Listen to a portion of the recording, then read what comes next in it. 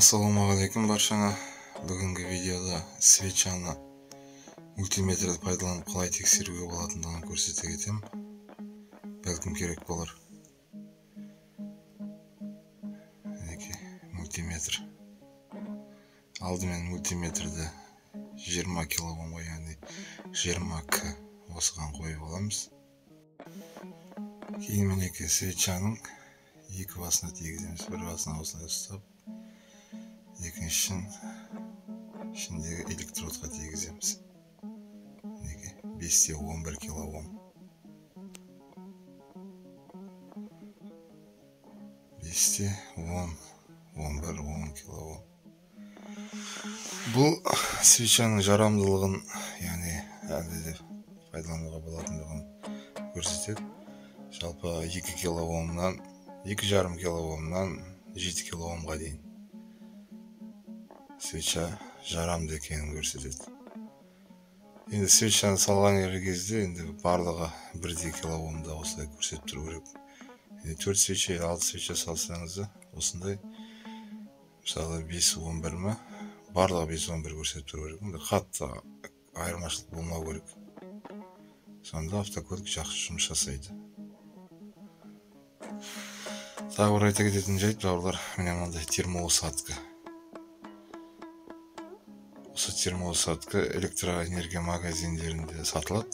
Сатып алып, осындай свечаны үстіңгі бетін қаптап қойған жақсы. Бұл свечаның ұзақ жасауына септігін тигізеді.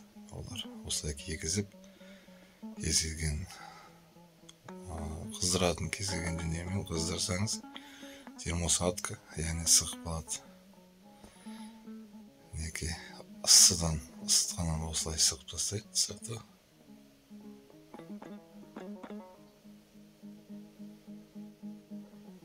Осылай жасап алған жақсы. Осылай барлық свечаны орнатас бұрын өсіп жасап алуға кеңес береміз жалпы. Бұл жағдайда катушканың сырты резиналары жарылып, бастары қандай кеуіп кетеді резина. Тілініп, сондай жағдайларда бұл дүние көп көмектеседі сыртқа тоқ шашпауға. Айта кетерлік, енді көп жағдайда қолда мультиметр бола бермейді. Сол себепті осындай дүниемен тексеріп алуға болады. Бұл екінің бірінде кездеседі ғой, жай қалып қой.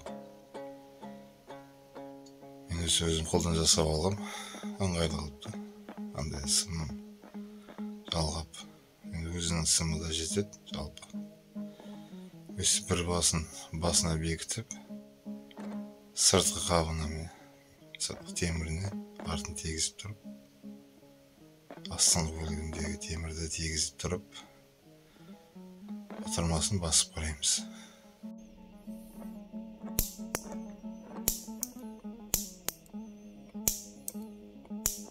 Тол өткізіп тұр.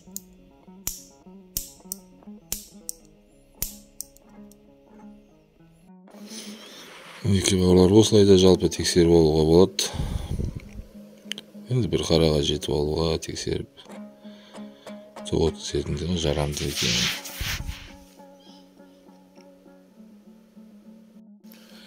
Тағы қоса кететін жайт бауырлар, мінеке свечаның ортасында электрод пен сыртқы үстіңгі темірдің арасындағы арақашықтық.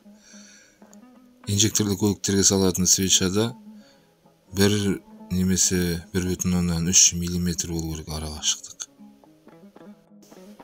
Ал карбюратор көлік болса, онда свечаның электрод пен сырт темірдің арақашықтығы 0,5 пен 0,7 болады. Бұл байланыссыз тұтану жүйесінде. Ал байланысты тұтану жүйесінде 0,7 мен 0,8 миллиметр болады. Яғни бесконтактный, контактный система зажигания деген сияқты. Осылай бауырлар, заңында енді солай болу керек арақашықтық. Керек болар бәлкім. Бізбен бірге болыңыздар. Біз каналға жазыла кетуді ұмытпаңыздар. Алда тағы да жақсы видеолар шығады бұйырса. Келесі көріскенше аман саулықта болайық.